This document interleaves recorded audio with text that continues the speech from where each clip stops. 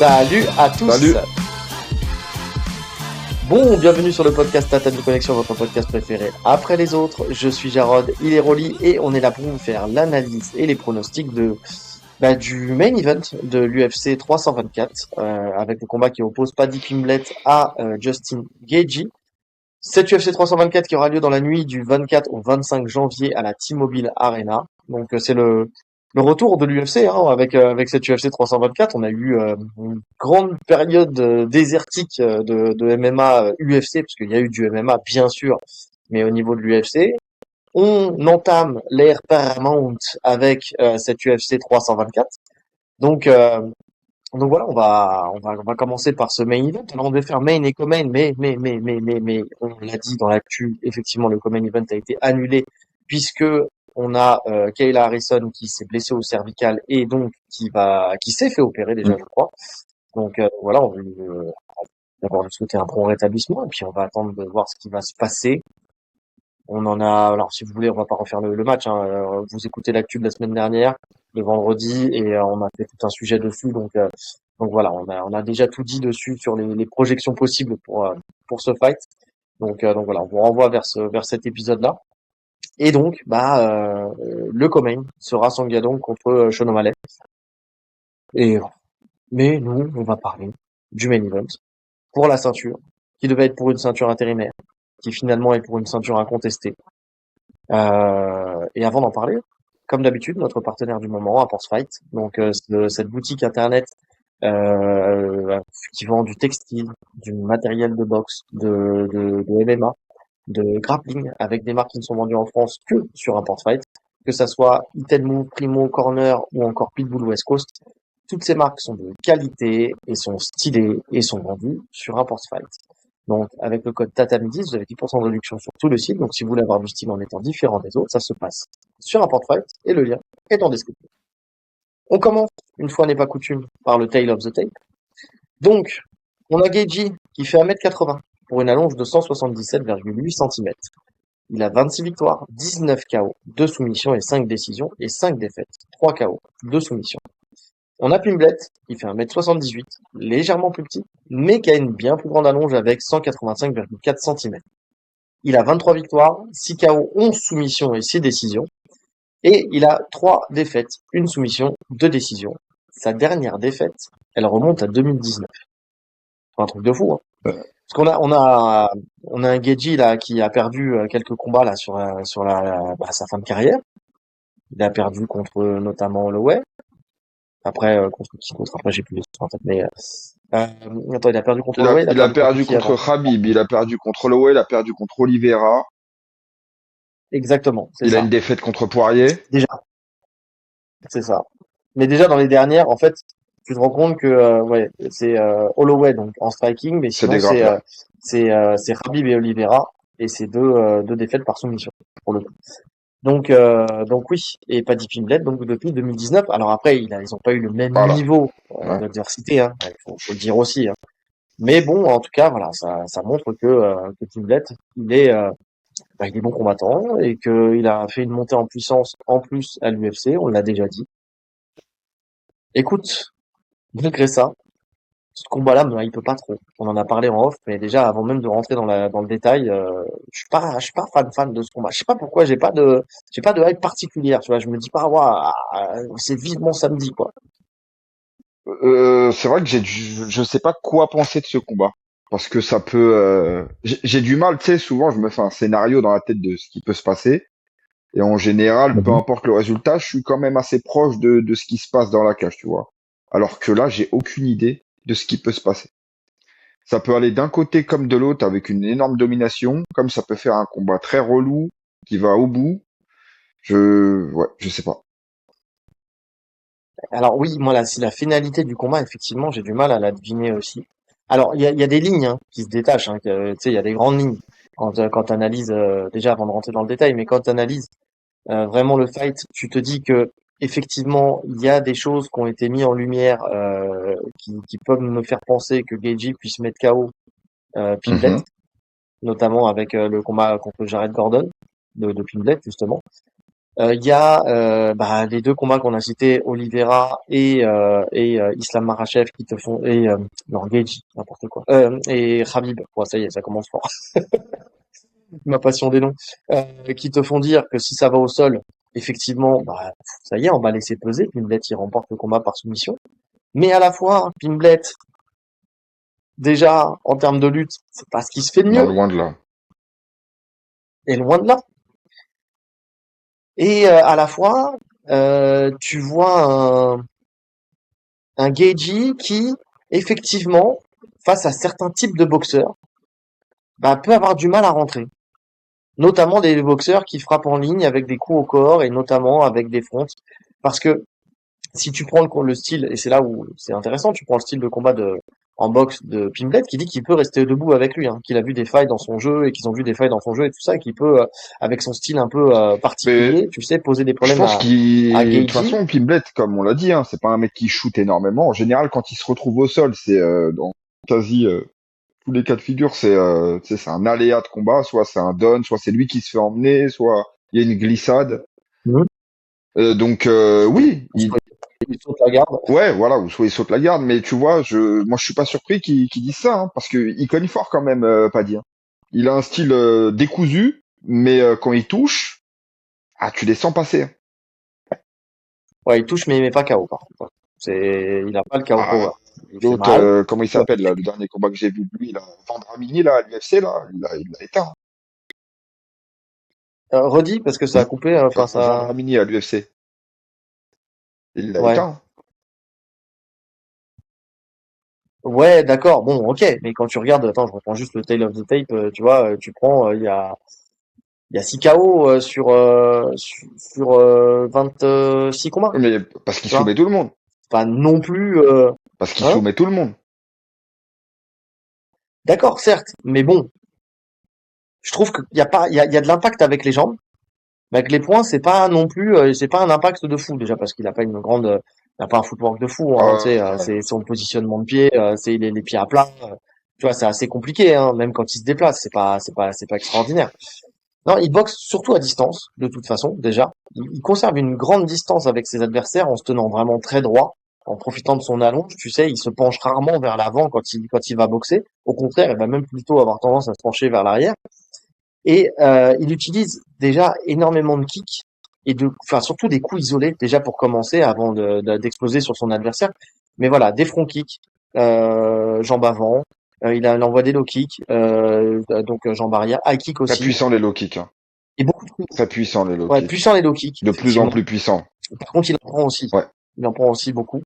Parce qu'il est, en fait, son footwork fait que, en fait, il se déplace pas, donc il est très droit sur sa position, donc il prend Et beaucoup il de les low prend kicks. mal en plus. C'est comme il est mal Ouais. positionné, souvent ça fauche sa jambe. Enfin ouais, tu sens qu'il faut pas qu'il en prenne beaucoup. Bah, Sachant c'est qu'en ça. plus c'est une des spécialités de Geji, notamment les Ouais. calfs.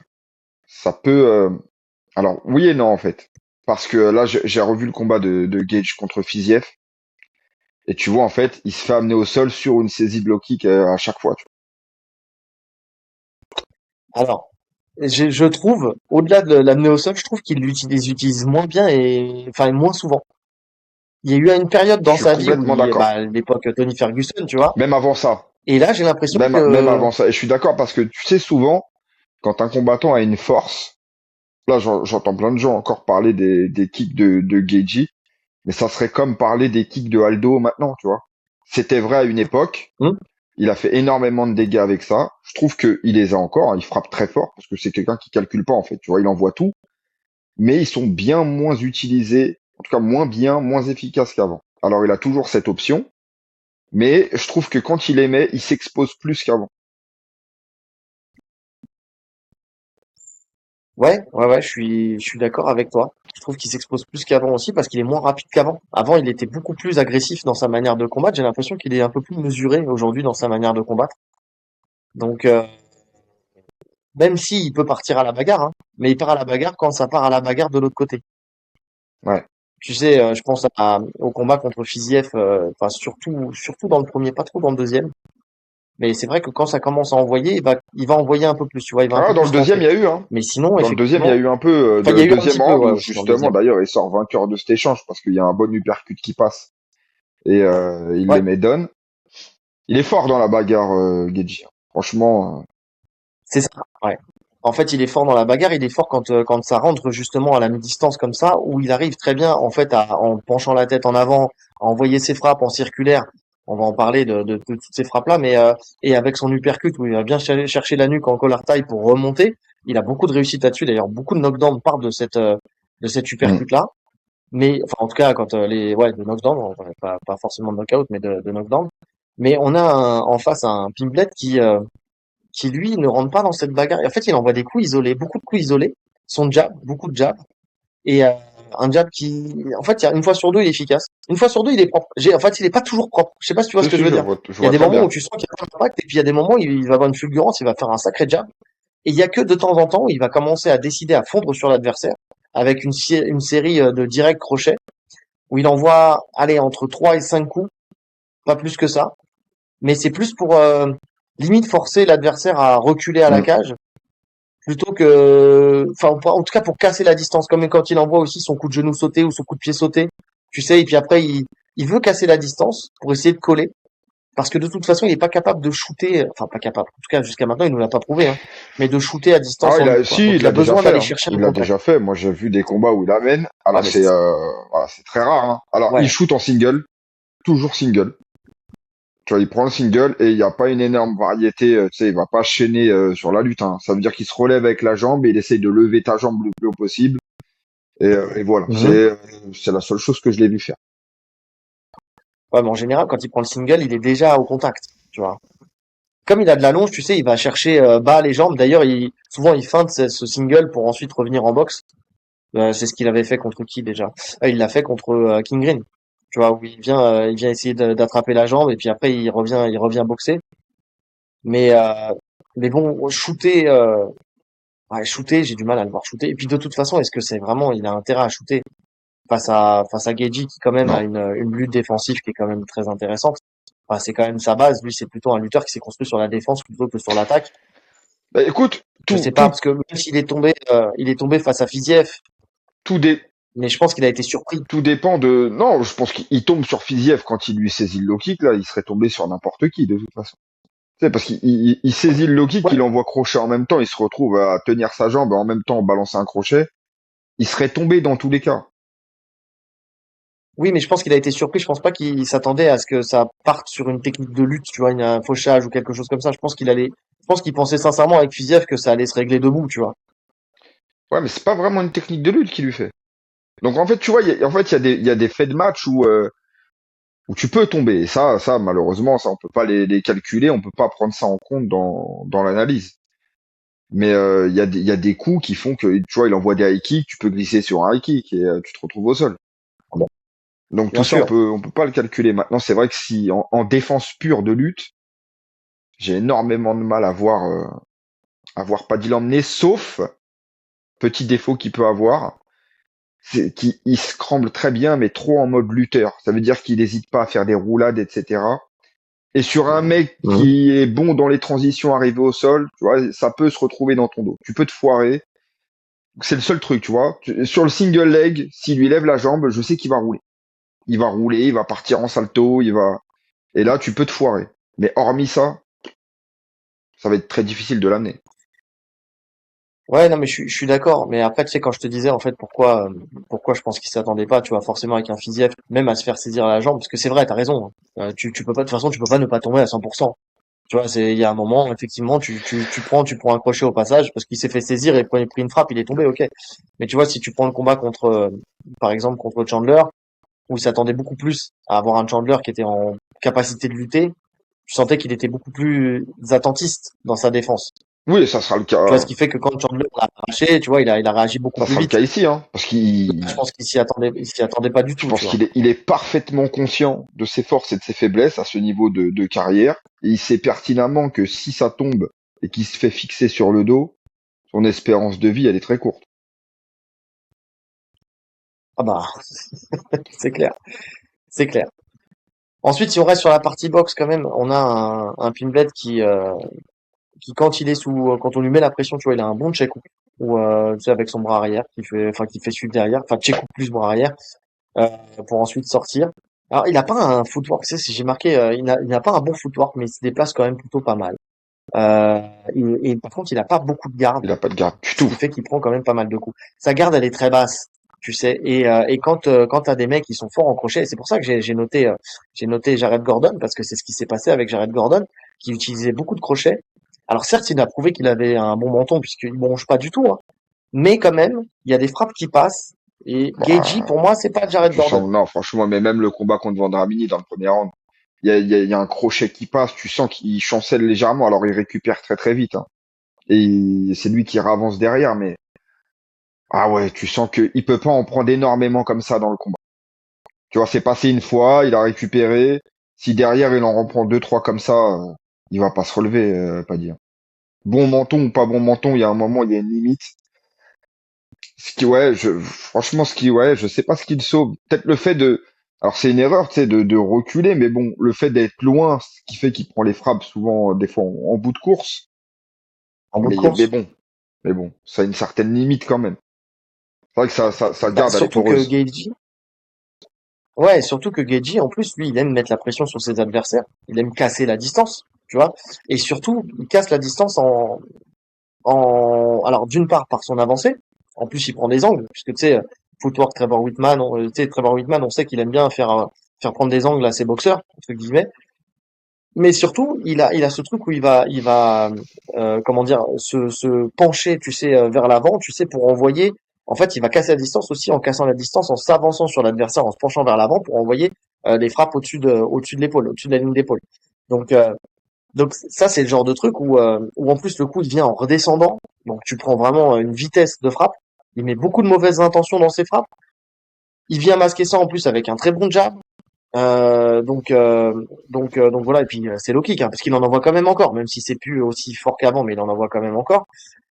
Et et surtout aussi un truc qui peut bien marcher contre justement Pimblet, qui a les mains très en avant, c'est qu'il a une tendance aussi à venir chasser la main, tu sais, pour renvoyer derrière du même côté, puis après renvoyer sur le bras, enfin tu vois, mettons envoyer bras avant, puis Mm. ensuite renvoyer bras arrière. Mais il a une tendance à chasser en fait pour faire baisser la garde et justement pouvoir avoir l'accès en fait, parce que quand tu chasses, souvent t'es un peu absorbé vers l'avant et là tu prends en plus la frappe et en plus toi tu viens vraiment t'avancer, donc tu casses cette distance. C'est pour combler ce déficit d'allonge qu'il pourrait y avoir entre les deux, quoi. Ouais, après il les engage bien quand même, Pimlet. Surtout sur les derniers combats, tu sens que il prend quand même moins de risques que quand il a l'UFC. Je trouve qu'il prend moins de frappes clean en tout cas. Il y a quand même une bonne évolution. Alors dans son style, hein, ça reste pas beau. Sa boxe, c'est pas beau, Mhm. mais ça a une certaine efficacité. Tu vois, il a rajouté par exemple les uppercuts. Il travaille bien en uppercut, pas dit. En plus avec ses longs bras, tu sais. Et le fait que Gaethje il descende, ça on l'a dit plein de fois, hein. Justin Gaethje quand il descend, il peut vite s'empaler sur un uppercut et ça peut faire Ou ou sur un sur un genou, genou parce qu'il a ses genoux sautés qu'il envoie tu sais même pas quand c'est en fait ça. parce que c'est désordonné, c'est difficile à lire le style Pimblet. Donc ouais, attention à ça quand il parle des erreurs qu'ils ont vues dans le truc de Gaethje, ça c'est sûr que ça en fait partie.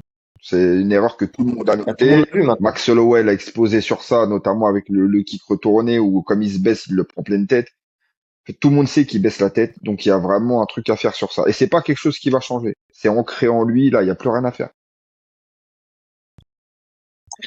Oui, ouais, je suis d'accord. Bah, tu sais, de toute façon, c'est un peu, tu sais, ces frappes à l'aveugle qu'il a dû construire à l'époque où il voyait rien, Mm. surtout. Tu sais, où il y allait et puis il avançait tête baissée en se disant, de toute façon, il faut que je vois pas, donc je peux pas esquiver, donc j'esquive, je suis proactif sur l'esquive et tu sais, je descends en même temps que je frappe, comme ça, je me dis, je frappe et puis ça passe au-dessus et puis voilà.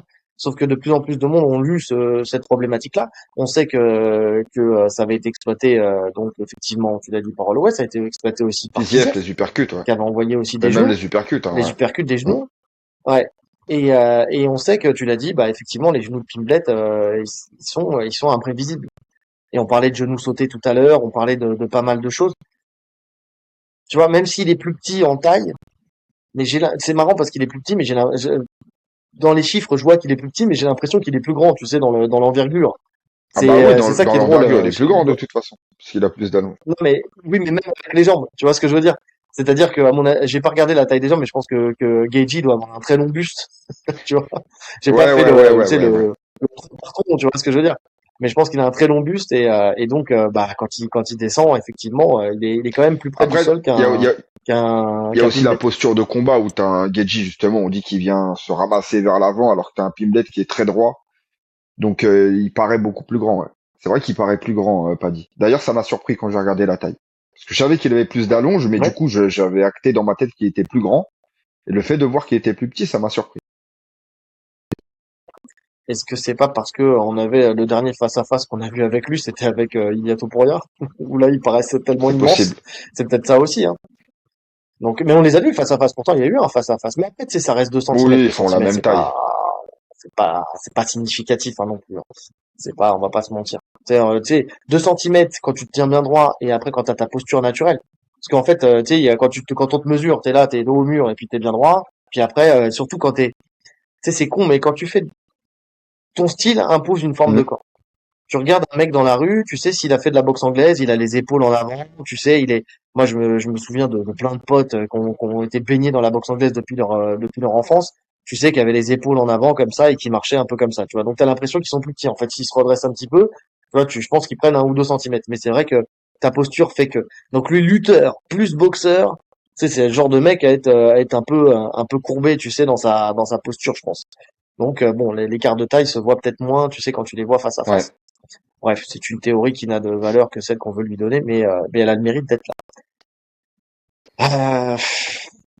En lutte, donc on l'a dit, hein, pas dit pas excellent, surtout à distance. Alors il est plus judo, c'est un peu Ouais, il est d'Arai-goshi, pas mal sur ça. tu sais. Il est pas mal sur ça.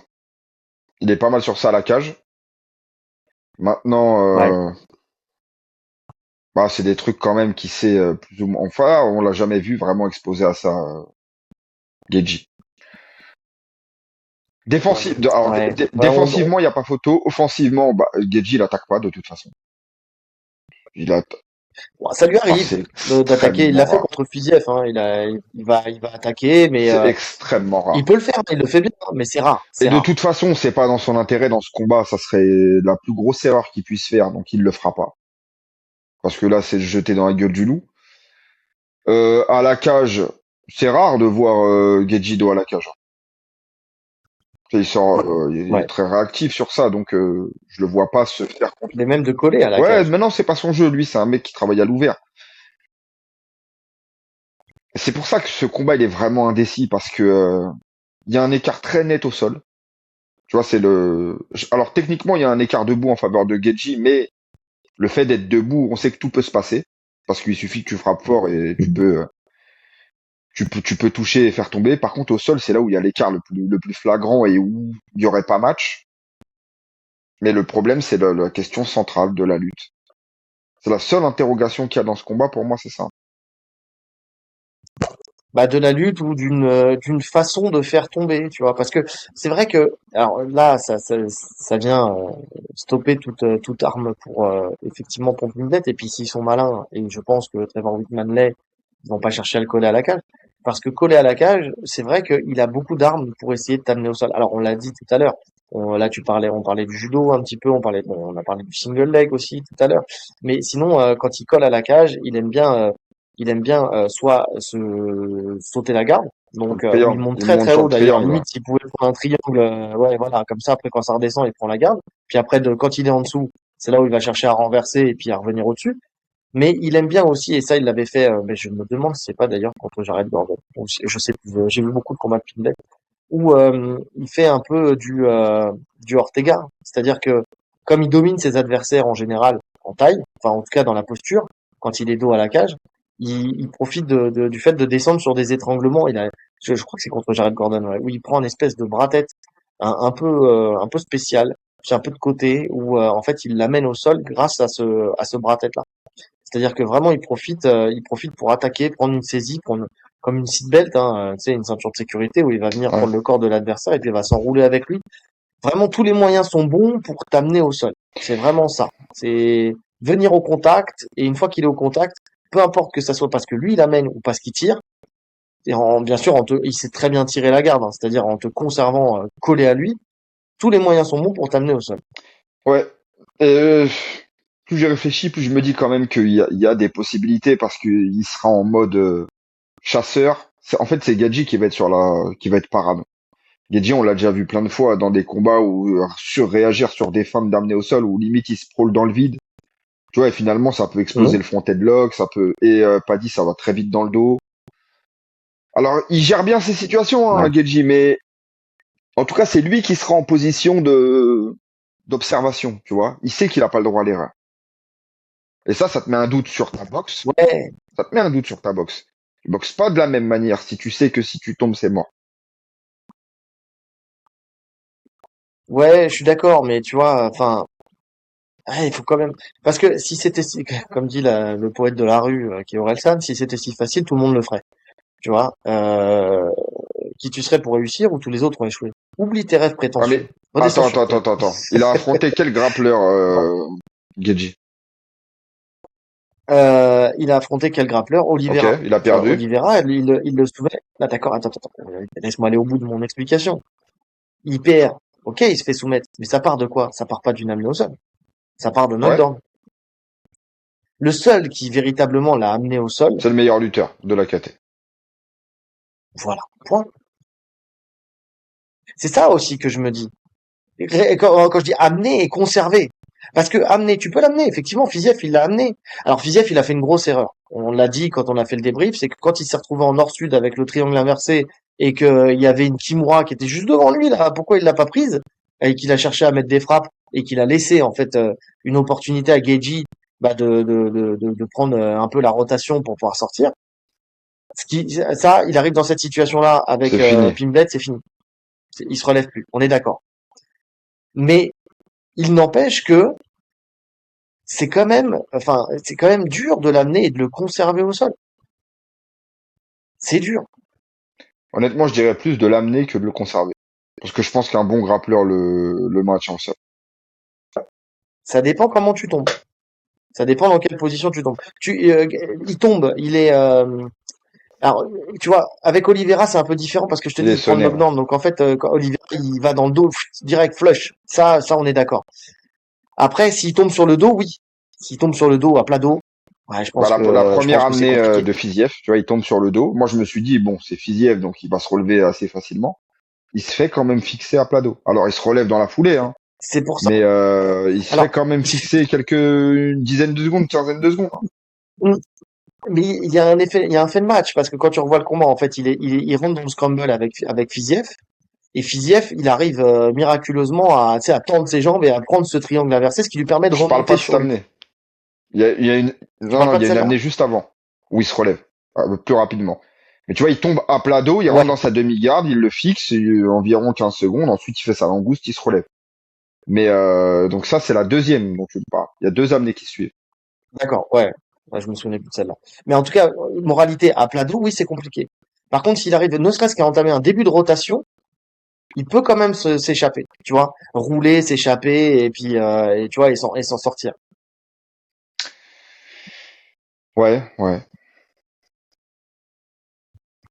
Franchement, c'est compliqué. C'est très compliqué. C'est dur, hein. Ouais, je suis D'un d'accord, côté hein. comme de l'autre, hein. D'un côté comme de l'autre, parce que si Paddy, pour moi, s'il n'arrive pas à mettre en place la stratégie de coller, de lutter, même s'il peut faire quand même du dégât debout, je vois se faire laminer si ça reste que en boxe. Surtout à l'usure, il va se faire Ouais, laminer. Geji va commencer à installer son jab. Il est de plus en plus précis. En plus, plus les rangs avancent, plus il fait des adaptations, plus tu as Trevor Whitman qui lui donne des bonnes consignes à chaque interround et à chaque fois il ouais. adapte. Et il devient de plus en plus efficace. Donc s'il n'arrive pas à imposer sa lutte, il risque de passer une sale soirée. Sur 5 rounds en plus, Ouais. Je suis d'accord. Je suis d'accord. Je suis d'accord. Je suis totalement d'accord. Mais par contre, c'est vrai que si ça va au sol, Pimblet, il va arriver, il va faire quoi? Il va faire comme il le fait très bien, c'est-à-dire passer d'une position à une autre, venir fixer la ligne d'épaule, profiter de la mobilité de sa ligne de hanche pour pouvoir passer soit vers la quarter, soit vers le passage. Puis ensuite, il va reprendre la position montée. Et puis de la position montée, il va commencer à attaquer un gros grand and pound avec il ses fait coudes, ce qui fait énormément de que dégâts. soit tu donnes le dos, Tu vois, c'est soit le dos, soit la monte, soit le dos, soit la monte, soit la dos, soit la monte. Et dans les deux cas, en fait, il va lui mettre énormément de Tu l'as dégâts. vu sur Donc, Chandler. effectivement, c'est Sur ça. Chandler, il fait des dégâts de fou. Je sais plus dans quel autre combat aussi. Il chope un triangle à la volée, et, il envoie des coups de redescendant là. Tu sens que il utilise très très bien le grand endpoint. Tu vois, à bon escient. Il y a des mecs qui cherchent à Et puis, vraiment il a une faire, il y a des mecs stabilité. qui cherchent à faire mal, donc ils envoient beaucoup de frappes lourdes, mais ils perdent la position. Lui, tu sens qu'il sécurise d'abord une bonne position, il trouve un bon angle et ensuite il fait pleuvoir. Il fracasse. Ah, puis, en plus, il a une force dans les hanches. Ça se voit. Tu sais, quand il vient pousser avec ses hanches, tu sais qu'il met son, limite, il croise ses pieds, et puis il pousse avec ses hanches pour te tenir. Tu sens qu'il a beaucoup. C'est pour ça que je parlais aussi dans les frappes, tu sais, plus fort avec ses jambes qu'avec ses poings. Mais ça se sent parce que dans le sol aussi, tu sens que quand il a une garde ou enfin en tout cas avec ses jambes, il a une souplesse et une force de dingue. Tu vois d'ailleurs quand il est sur le dos, tu le vois, quand il monte en rubber et Hum, tout ça, grosse souplesse et pourtant il sort pas forcément ses hanches hein. Parce que pour combler le déficit de souplesse quand tu montes en rubber guard, c'est-à-dire quand tu montes ta jambe derrière la nuque de l'adversaire, en fait tu dois sortir tes fesses comme ça te met ta jambe plus dans un axe qui est plutôt naturel. Lui, rien à faire. Il vient, il monte, il met son bras en dessous, il charge la jambe sur l'épaule, et puis de là, tu sens qu'il développe, parce que t'as pas forcément de la puissance de là. Tu sens qu'il développe de la puissance, qu'il arrive bien à garder son adversaire collé à lui, et puis après, derrière, il déroule pour essayer de te Et renverser, de toute façon, enfin, en tout cas, faire créer une réaction, puis il après, y a c'est qu'à fini, voir quoi. la taille de ses cuisses, hein. Il a des cuisses énormes. Non, non, c'est Ouais. vraiment, Et donc, c'est de là qu'il est le plus puissant, je pense. ouais, c'est quand même, ouais, en fait, c'est ça qui est, alors, voilà, on va dire que le seul point qui est intéressant dans ce match-là, c'est il y a plein de chemins possibles. Tu vois, c'est qu'il y a une incertitude. On dit que les bons combats, c'est des combats où il y a une incertitude. Ce combat-là, il y a une incertitude. Alors, je peux entendre, en fait, c'est pour ça que je peux entendre tout le monde me dire, ouais, Geji va le mettre KO dans le round 2, 3, 4. Ok, d'accord, ok. Tu peux tout le monde entendre dire, oui, mais attends, Pimblet, il va soumettre Geji, euh, alors, peut-être pas rapidement, mais en tout cas, dans le fight, il va le soumettre. Je peux l'entendre complètement. Je peux entendre aussi, il va y avoir une décision laborieuse de l'un ou de Hum. l'autre. Parce que ça, tu sais, dans les pronostics que je vois et que je lis, il y a peu de monde qui en parle, mais c'est totalement possible qu'on se retrouve avec un fight long et fastidieux, où chacun, en fait, finalement, annihile un peu l'autre. Enfin, quand je dis annihile, tu vois, c'est ce que tu disais tout à l'heure, c'est-à-dire qu'avec un Geji qui va pas vouloir rentrer trop plus que ça parce que Voilà. de peur Et de un faire une Pimblet qui erreur, va rester et un loin et Pimblet qui qui va fait du envoyer Pimblet. que ses kicks pour scorer un petit peu sans rentrer Voilà. dans la distance et ça va faire un combat très chiant. Un Pimblet qui fait du Pimblet. En fait, se retrouver un peu avec le combat Jared Gordon contre Pimblet. C'est pour moi, c'est un combat qui est un peu similaire à celui-là, en sachant que Jared Gordon, c'est un 3 classes en dessous de Gaethje. Tu vois, mais un Gaethje qui est en fin de carrière Et un Pimblet qui a progressé. et un Pimblet qui progresse encore. Ouais, c'est très indécis. Très indécis. Et de l'autre côté, on peut se retrouver, honnêtement, on peut se retrouver avec un fight à la Geji Ferguson. Ouais. Où il le Il le détruit. détruit. Parce que Ferguson, alors il y a quand même des comparaisons, hein. C'était une boxe non orthodoxe avec des armes longues. On savait qu'il y avait un danger au sol, donc fallait pas aller au sol. Il est resté très méthodique, il l'a détruit avec son jab. Tu vois, on peut se retrouver dans ce cas de figure. Surtout que t'as vu qu'il a pris Faresiam dans son Oui, camp, Gaethje. intelligent. Intelligent. Alors intelligent, c'est pas le même niveau de boxe, hein, loin de là. C'est Faresiam, c'est 12 000 classes au-dessus de celle de Pimblet Oui, mais en en termes boxe. Mais d'amplitude, etc., c'est intelligent. c'est ça, c'est ça. Donc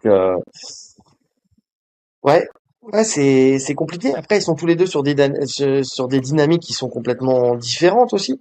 Parce qu'on a un Pimblet qui est effectivement qui est encore jeune entre guillemets, qui continue Il est encore en d'évoluer. ascension. Là où on a qui est encore en ascension, là où on a un Geji qui est plutôt sur le déclin, qui a une petite baisse de régime, mais qui peut se réveiller, tu vois, être motivé par la ceinture, mais à la fois il peut aussi être bridé par la ceinture, en se disant c'est ma dernière Attends, chance. attends, Ce qui parlait de retraite qu'est-ce à un qui te fait moment. te dire qu'il est sur le déclin?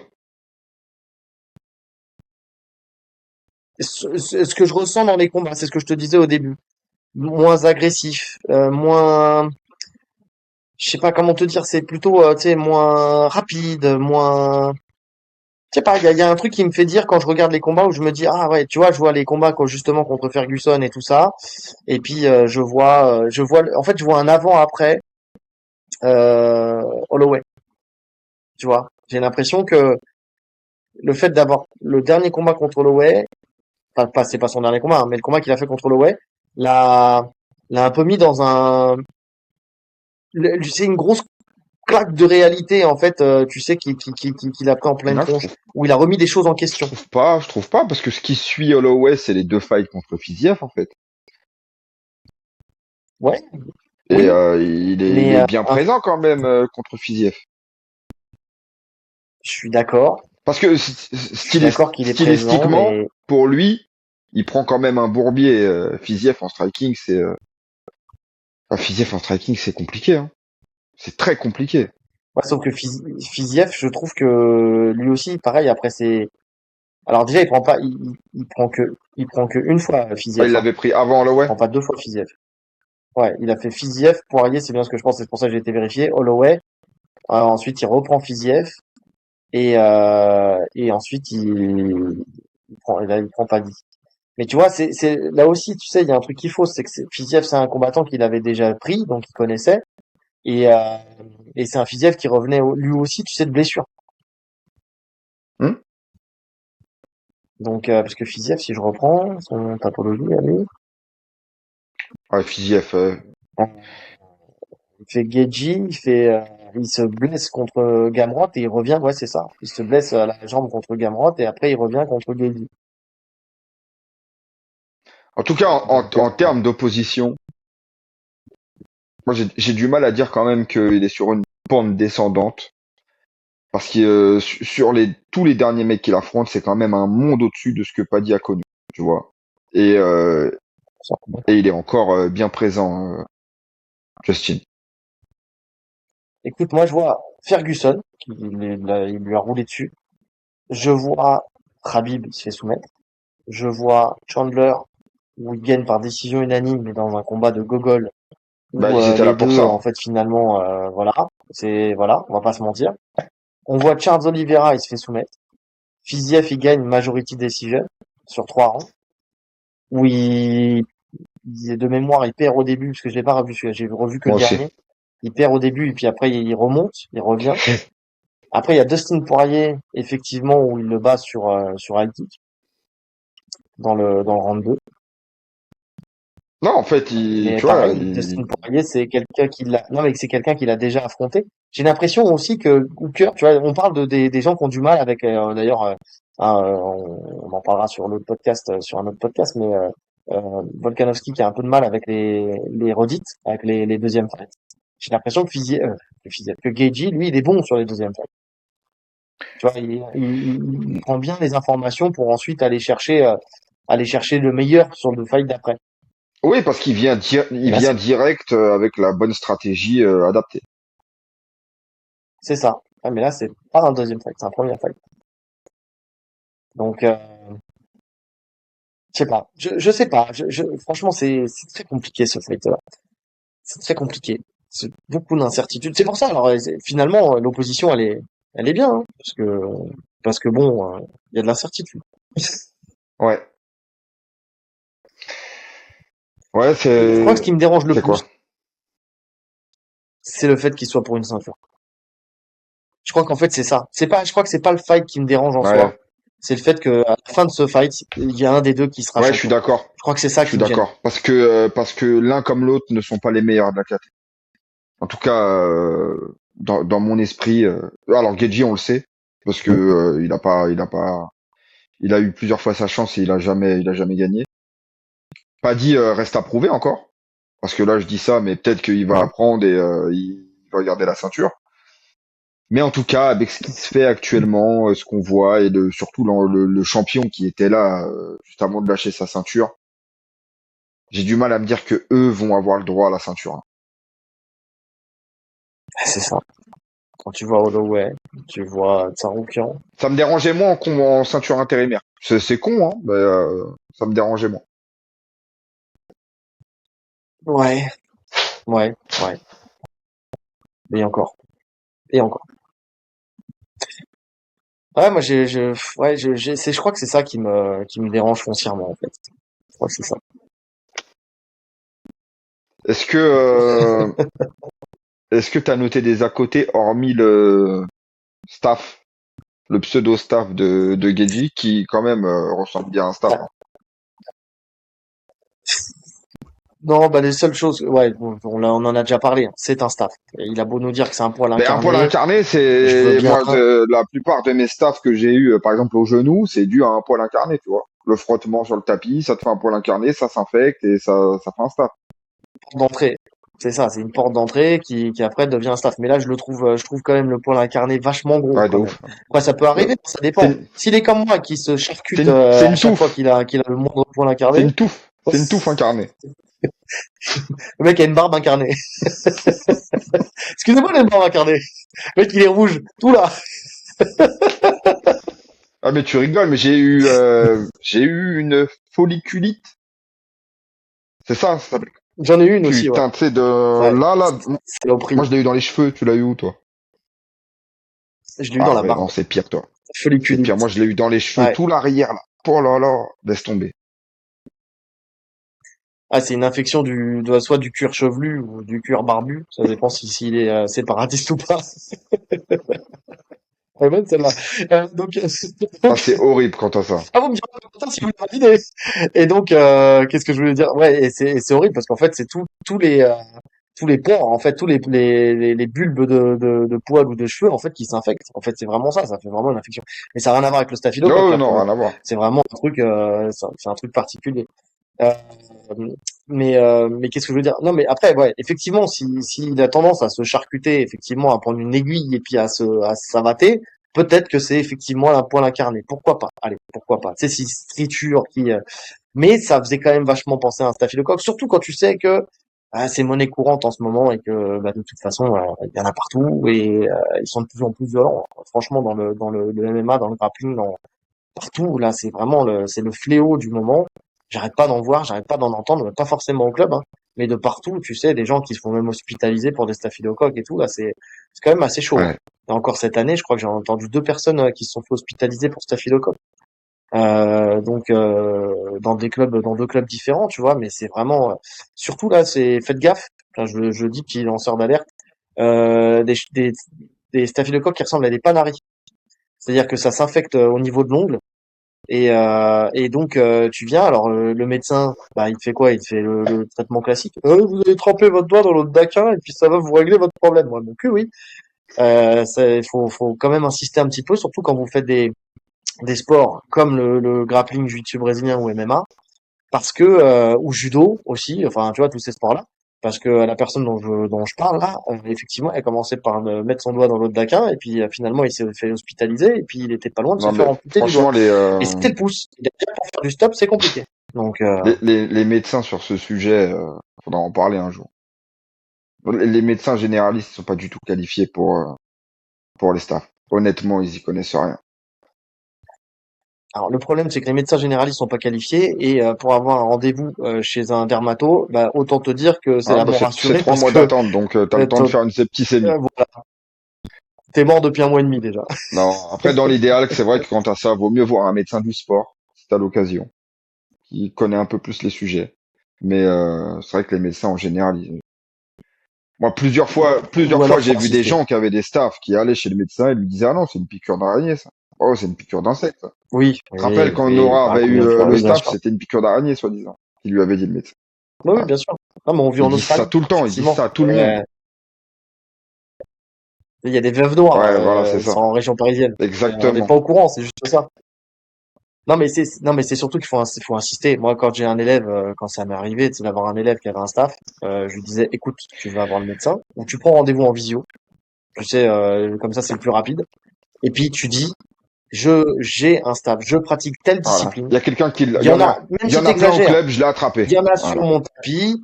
Mon coach m'a dit que, et donc j'ai besoin, et il m'a dit en comprimé, tu vois, des antibiotiques en comprimé. Tu peux mettre la pommade, mais aussi en comprimé. Parce que sinon, bah en fait, même la fuchsidine et tout ça, alors c'est bien d'en avoir en prévention, mais quand c'est déjà bien lancé, faut avoir des antibiotiques, quoi. Donc tu peux le faire. Donc bref. Donc effectivement, il y a ce staphylocoque qui a aucun impact, hein, on va pas se mentir. Déjà, c'était bien avant. S'il a dû prendre des antibiotiques, ça y est, c'est fini. Allez, au pire, il a eu 10 jours un peu compliqués dans sa prépa parce que les antibiotiques, ça fatigue un peu. Mais bon, c'est pas ça qui Non, va foncièrement il a l'air changer en la forme. donne sur ce Il a l'air fameux. bien en forme. Ouais. Moi après, le seul truc que j'ai mis, c'est bah, les trucs basiques. Hein. Pimblet, c'est son premier gros adversaire véritablement. Donc voilà, réponse. Et pression de Geji, bah, des deux en vrai, mais de Geji aussi juste parce que c'est sa dernière chance au titre, parce qu'il parle vraiment même là de prendre sa retraite si jamais il n'a pas le titre. Tu vois, il y a cette pression que tu te mets des fois tout seul comme un grand, parce que tu te dis ouais bah en fait si ça passe pas cette fois-ci, à quoi bon aller chercher des money fight? Je vais Mais m'arrêter. C'est en lui qui fait, le dit j'ai lui-même, tu vois. écouté, alors je sais plus c'est quel podcast. Je sais plus si c'est La Sueur ou Fight Minds ou un de ces podcasts où il parlait de Justin Gaethje. Visiblement, il est en train de gagner énormément d'argent dans le golf. Il s'est mis dans le golf. Il a invité sur des tournois Ouais. de golf en tant que guest, tu vois. Il en a gagné pas mal. Il y a énormément d'argent dans le golf. Et justement, il disait que c'est pour ça qu'il y avait tout ce chantage, tu vois, à l'UFC, où non, moi je ne reviens que pour la ceinture où je prends ma retraite, parce que il se trouve qu'il gagne quasiment plus d'argent dans ses activités hors fight qu'avec l'UFC. Donc, est-ce que quant à ça, si c'est avéré, est-ce que tu t'es aussi motivé qu'avant, tu vois? Ça, tu sais, tu peux prendre le combat un peu en Ouais. mode je m'en fous, ça passe, ça passe, ça passe pas, ça passe pas. Là où t'as un Paddy qui a tout à prouver encore. Donc lui, tu sais, il n'y a pas de doute sur sa motivation. Je pense quand même que tu partir avec la ceinture, tu vois, regarde, je pense à Poirier qui a tout fait pour essayer d'avoir sa dernière chance au titre, pour essayer d'être enfin champion. Je pense que là, quand tu te retrouves face à Pimblet, tu te dis, quand même, quand tu sais qu'il y avait Islam Makhachev, quand tu sais qu'il y avait Ilia Bah, c'est Topuria, ta chance là. et que tu te retrouves Ouais, face à c'est ta Paddy chance. Pimblet, ah bah, tu te dis, là, je sais pas ce que j'ai fait dans une vie antérieure, mais je devais Ah être ouais, plutôt les sympa. planètes s'alignent. C'est maintenant ou jamais. Voilà, Ah ouais, parce que quand tu vois les combats qu'il a eu Poirier, justement, à chaque fois qu'il y avait la ceinture en jeu, bah tu te dis, toi, t'as de la chance. c'est ça. Donc, il a dû faire du bien autour de lui dans une vie Mais antérieure. c'est Face- un vrai truc, ça, le fait que je pense que s'il perd, il se retire. Enfin, je le vois Oui. bien déposer les gants même à la fin du combat au milieu de la cage. Et tu penses que s'il gagne, il le fait pas? Je pense que s'il gagne, il le fait pas parce qu'il va voir la suite. Tu vois, il est en attente de qu'est-ce qui va se passer Ouais, après. Ça peut être intéressant. Non, il le ouais. fera pas. Ouais, de faire un round of fight en tant que Ouais, champion avec c'est la là. grosse, les grosses Ouais, primes. Ouais. Mais pas plus de deux. Hein. Je pense pas qu'il en fasse plus de non. deux De toute derrière. façon, il gardera pas sa ceinture plus de 2 fois, donc. Mais déjà, même pas, peut-être pas Ouais, plus d'une fois, hein, parce que même derrière, pas plus d'une il y a fois. Topuria, il a l'air d'être parti pour revenir d'ici avril-mai, je crois, quelque Ouais, chose j'ai comme ça. vu. Donc, Et il a dit qu'il prenait le bon, vainqueur de Paddy contre Gedji, donc ouais, compliqué. voilà. Pronostic. À moins que tu vois un autre à Non, côté. je vois pas d'autre à côté. Donc, pronostic. Pronostic, ça va être en pourcentage parce que je suis très très indécis sur ce combat. Mais je vais quand Ouais. même favoriser quelqu'un à 60%. Ça va être le Pareil. côté pragmatique. Je vais mettre Justin Gaethje à 60%. À, à l'expérience. Et la façon de gagner. J'hésite entre décision, mais décision dominante, vraiment dominante, ou TKO, mais ouais, je vais dire décision.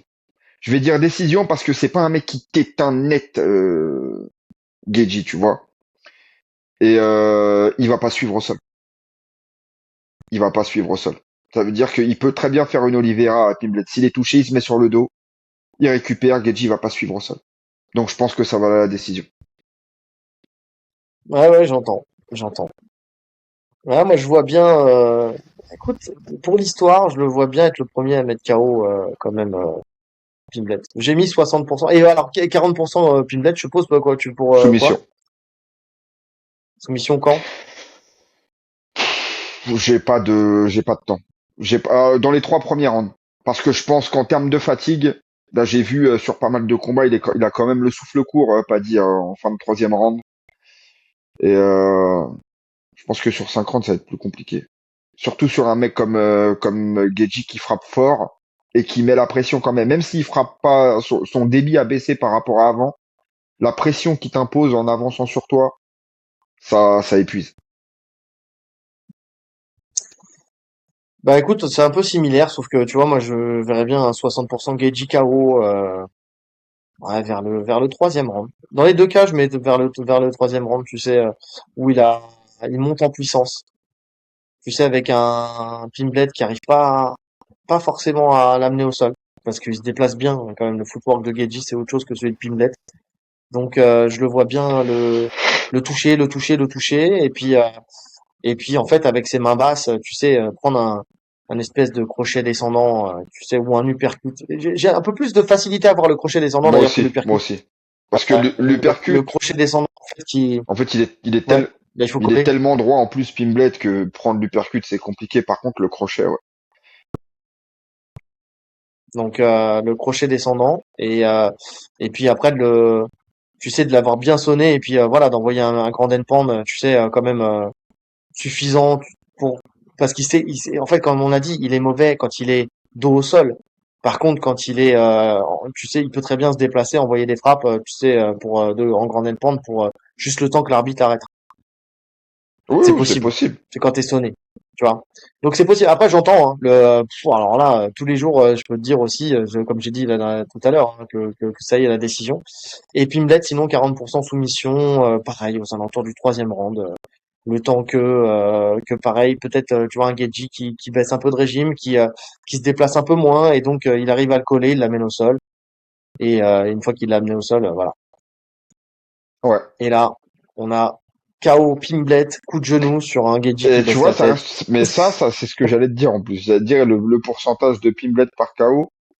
Il faut en parler quand même. Tu vois, il est minime, mais c'est une possibilité. Tu vois, il kick fort, un high kick, un coup de genou. On sait jamais. Et il a pris 3 KO, Geji en carrière. Écoute, peut-être le quatrième. On va Hmm. savoir. On va savoir. Bref, on a tout dit. Autant vous dire que là, on a tout dit. Non, non, mais si on doit rester sur, Il peut tout si on doit arriver. rester sur un truc, c'est 60%. Peu importe la façon, en tout cas. Ouais, On voit 60% ouais. Gedge Mais en et tout cas, 40% Pimblet. c'est ça. C'est ça. Pareil, hein, l'expérience, puis même tu sais, le combat, on sait très bien, tu sais, quand un mec du sol est pas bon en lutte, ou est moins bon en lutte, en tout cas, que le striker, bah, le combat commence debout, hein. Donc c'est le striker qui a l'avantage. C'est comme ça que je vois le truc aussi. Voilà. Ouais. Bref, donnez-nous vous votre pronostic en commentaire. N'hésitez pas à l'étayer un petit peu et puis voilà, et nous dire ce que vous pensez aussi de ce combat. Si vous êtes hypé, pas hypé, pourquoi? Est-ce que c'est comme nous le combat? Oui, sur le papier, alors il est intéressant parce que beaucoup d'incertitudes, mais est-ce que le fait que ça soit un combat de championnat, ça vous hype ou pas? Enfin voilà, dites-nous tout. C'est un espace libre, j'essaye de répondre. D'ailleurs, je crois que sensiblement à 99%, je réponds à tout le monde. Parce que, il n'y a pas non plus un milliard de commentaires. Mais voilà, je réponds à tout le monde sur les commentaires. Donc, n'hésitez pas à venir échanger. Et puis voilà, je pense qu'on a fait le tour de ce Ouais. fight. Ouais, ouais, ouais, ouais. En attendant, bah écoutez, likez, commentez, partagez, cliquez sur la cloche de notification pour ne rien rater. Les 5 étoiles sur toutes les plateformes de podcast, le lien Tipeee en description si le cœur vous en dit, et le lien vers un porte-fight avec le code TATAMI10 pour avoir 10% de réduction sur tout le site. Et puis nous, bah il nous reste plus qu'à vous souhaiter une bonne soirée, ou Ou une une bonne bonne journée, journée, ou une ouais, bonne comme journée tu plutôt. veux. Ouais, ouais, ouais, c'est ça, dans l'ordre que vous voulez en fait, ça dépend en fonction de l'heure à laquelle vous nous écoutez. J'ai complètement bugué. Allez, salut. Salut!